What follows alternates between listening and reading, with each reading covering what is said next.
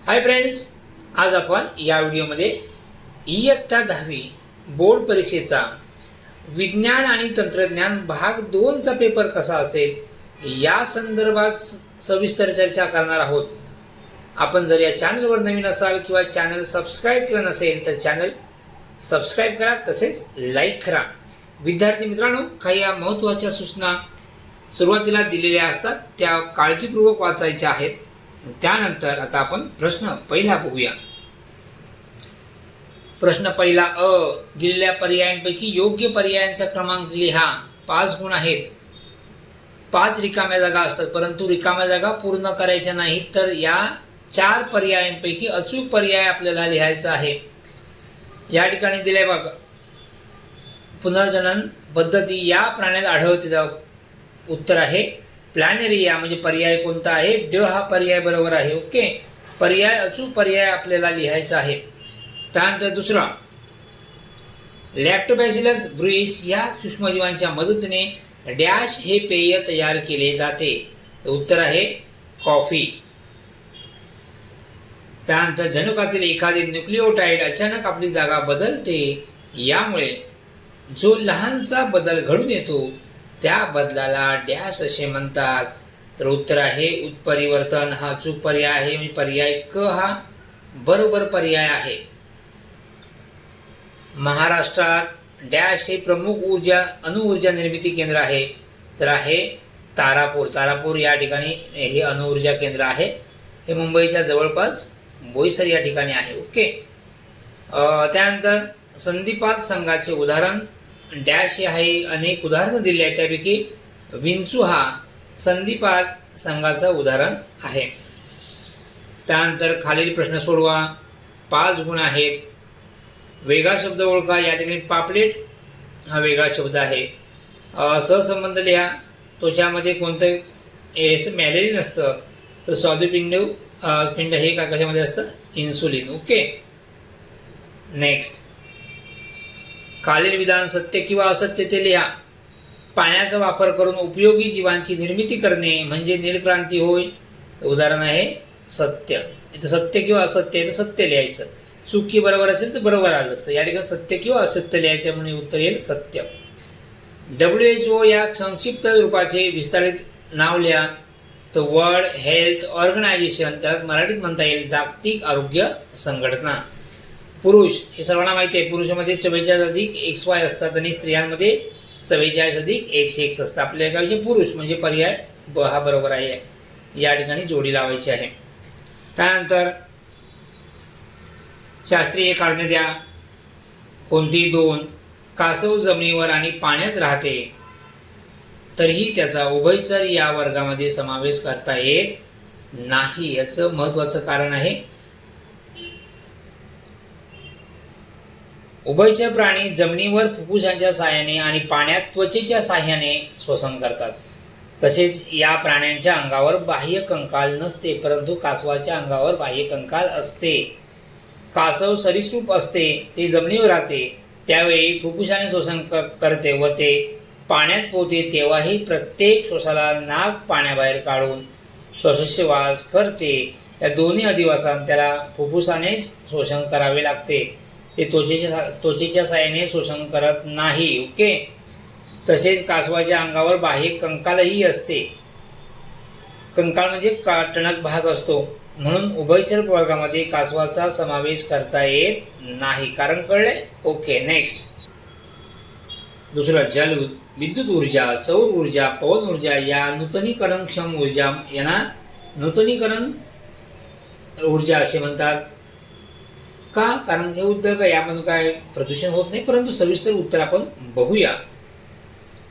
जल विद्युत ऊर्जा, सौर ऊर्जा, पवन ऊर्जा या अनुक्रमे वाहते पाणी, सूर्यप्रकाश, वारा यांच्या मदतीने तयार केले जातात।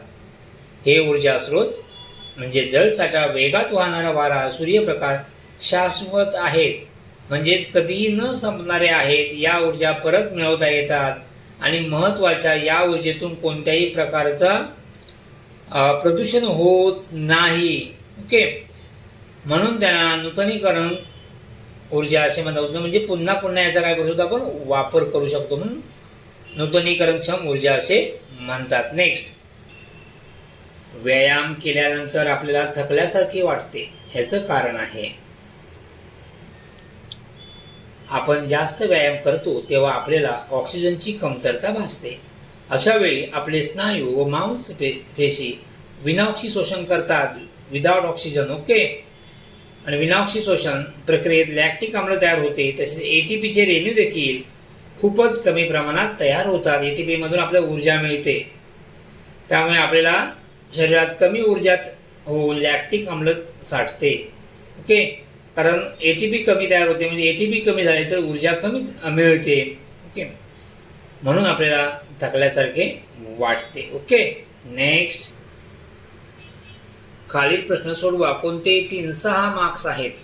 किरणोत्सारी प्रदूषणाचे मानवी शरीरावर होणारे कोणतेही 4. विद्यार्थी थोडासा विचार करून जरी लिहिलात ना तर सहज तुम्ही कोणतेही 4 मुद्दे लिहू शकता. बघा या ठिकाणी, एक्सरेच्या उच्च प्रारणांमुळे कॅन्सरकारी अल्सरची निर्मिती होते, शरीरातील ऊतींचा नाश होतो, जनुकीय बदल होतो, दृष्टीवर हानिकारक परिणाम होतो. असे अनेक आपल्याला परिणाम सांगता येतील.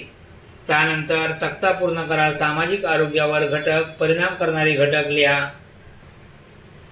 पुस्तकात अनेक घटक दिलेत, आपल्याला कोणतेही 4 लिहा. पुस्तकात घटक अनेक दिलेले आहेत किंवा तुम्ही स्वतः विचार करून जरी लिहिलात तरी उत्तर बरोबर येईल. सामाजिक आरोग्यावर परिणाम करणारे घटक, उद्योग, पाणी, मैदाने, शिक्षण, आर्थिक स्तर, निवासाचे ठिकाण, समाजाकडून मिळणारी वागणूक यासारखे अनेक घटक आपल्याला लिहिता येतील.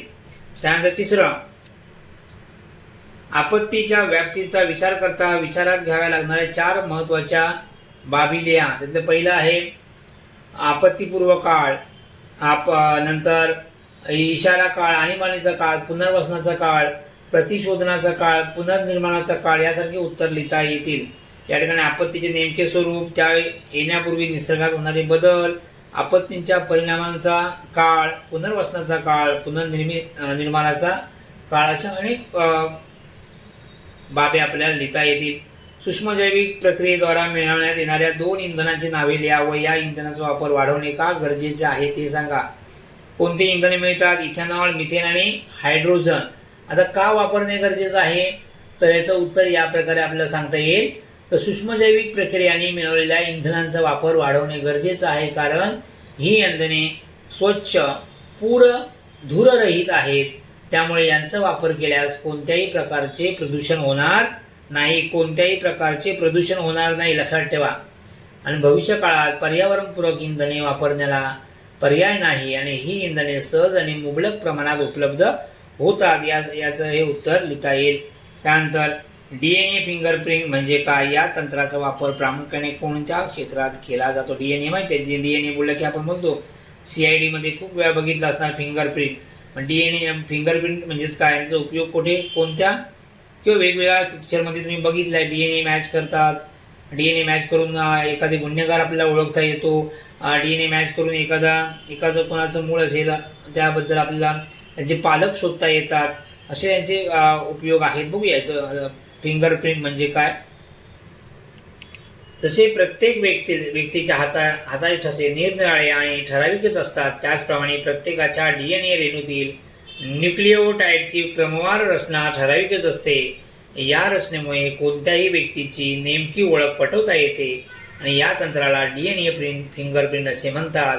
याचे उपयोग, या तंत्राचा मुख्य वापर गुन्हे निदान शास्त्रामध्ये गुन्हेगाराची ओळख पटवण्यासाठी केला जातो. तसेच बालकाच्या अचूक पालकांची ओळख पटवण्यासाठी आई, वडील व बालक यांची तिघांची DNA च्या नमुन्यांची तपासणी करण्यात येते. या प्रकारे तुम्ही उत्तर लिहू शकता. नेक्स्ट, प्रश्न 3. खालील प्रश्न सोडवा. कोणते 5? किती गुण आहेत? 5. 3 मार्क्सचे प्रश्न आहेत. जीवनसत्व म्हणजे काय? अ, ब, क 3 प्रश्न विचारले, 1-1 मार्क्ससाठी. हा पहिल्यामध्ये अ, ब, क विचारलेला. जीवनसत्व म्हणजे काय? जीवनसत्व म्हणजे वैविध्यपूर्ण रासायनिक पदार्थाचा असा गट आहे की ज्यातील प्रत्येक पदार्थाची शरीरातील विविध कार्ये सुरळीतपणे पार पाडण्यासाठी आवश्यकता असते. ओके. आता विद्राव्याच्या आधारे वर्गीकरण, तर मेद विद्राव्य आणि जल विद्राव्य असे 2 वर्गीकरण करता येतील. आता यामध्ये एक उदाहरण लिहा. तर मेद विद्राव्य ADEK हे मेद विद्राव्य आहेत आणि जल विद्राव्य कोणती जीवनसत्वे आहेत? B आणि सी. व्याख्याला मूळ पेशी. तर मूळ पेशी म्हणजेच काय? मूळ पेशी ह्या अविभेदित प्राथमिक स्वरूपाच्या स्वतःची पुनरावृत्ती करण्याची क्षमता आणि बहुविधता असलेल्या पालक पेशी असतात. ओके. नंतर क्लोनिंग म्हणजेच काय?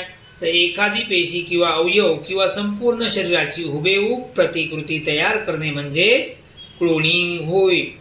तिसरी व्याख्या, जनुकीय दृष्ट्या उन्नत पिके. म्हणजे जनुकीय साच्यात टाकून मिळवण्यात आलेल्या इच्छित गुणधर्मांच्या